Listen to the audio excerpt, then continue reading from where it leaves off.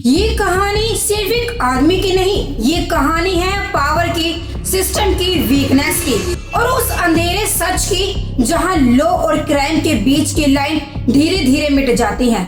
और उस अंधेरे का सबसे बड़ा नाम बना दाऊद इब्राहिम। 26 दिसंबर 1955 यही वो तारीख मानी जाती है जब दाऊद इब्राहिम का जन्म हुआ। एक ऐसे परिवार में जहां उसके पिता एक पुलिस कांस्टेबल थे। कोई सोच भी नहीं सकता था कि कानून के घर में पैदा हुआ ये बच्चा आगे चलकर अंडरवर्ल्ड का सबसे बड़ा नाम बन जाएगा।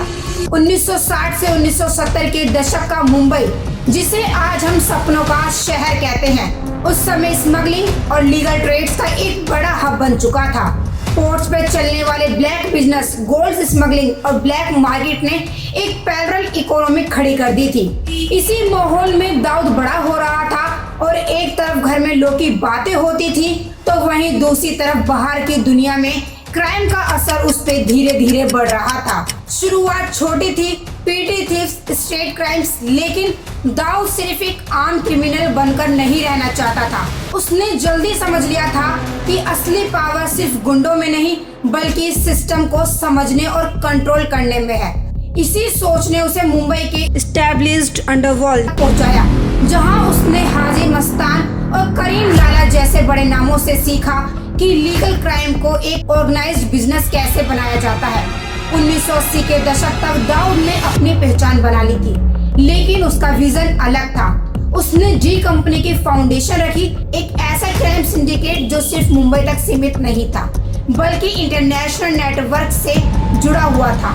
स्मगलिंग, हवाला, एक्सटॉर्शन, ड्रग्स, हर चीज एक कोऑपरेटिव स्ट्रक्चर की तरह चल रही थी। दाऊद ने क्राइम को पूरा सिस्टम बना दिया।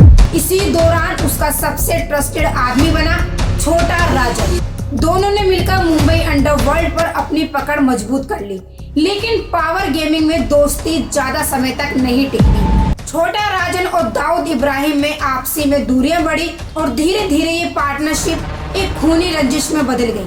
अंडरवर्ल्ड दो हिस्से में बट गया और मुंबई एक साइलेंट वॉर जोन बन गया। फिर आता है 1993, वो साल जिसने दाऊद की आइडेंटिटी हमेशा के लिए बदल दी।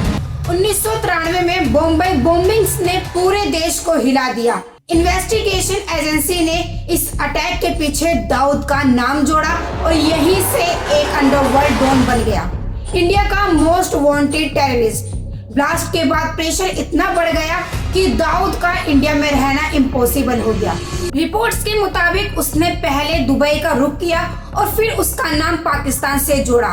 इंटेलिजेंस इनपुट्स बार बार यह क्लेम करते रहे कि दाऊद कराची में शिफ्ट हो गया है, जहां उसे प्रोटेक्शन मिल रही थी। अब आते हैं उस एंगल पर जिसे कई फिल्म और खासकर धुरंधर जैसे सिनेमैटिक नैरेटिव्स में दिखाया गया, जहां से सजेस्ट किया जाता है दाऊद को उसके अपने ही नेटवर्क में बीट्रेयल यानी विश्वासघात मिला, इसीलिए उसे स्लो पॉइजनिंग या अंदरूनी साजिश जरिए खत्म किया गया।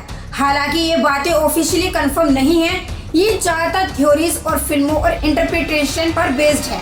असलियत ये है कि दाऊद इब्राहिम की मौत को लेकर आज तक कोई भी क्लियर ऑफिशियल कंफर्मेशन नहीं है। कोई रिपोर्ट्स अलग अलग क्लेम करती हैं, कोई कहता है वो बीमार है, कोई कहता है वो छिपा हुआ है और कोई कुछ नैरेटिव्स देता है तो कोई उसकी मौत की बात करता है। लेकिन आज भी ये अनक्लियर है कि दाऊद इब्राहिम जिंदा है या फिर नहीं, और यही इस कहानी का सबसे बड़ा ट्विस्ट है।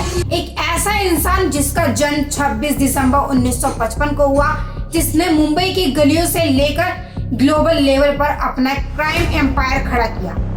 क्या वो सच में खत्म हो चुका है या आज भी कहीं बैठकर अपने नेटवर्क को कंट्रोल कर रहा है? आपको क्या लगता है कि दाऊद इब्राहिम अभी भी कहीं पर बैठकर नेटवर्क को कंट्रोल कर रहे हैं या फिर वो डेथ कर गए हैं?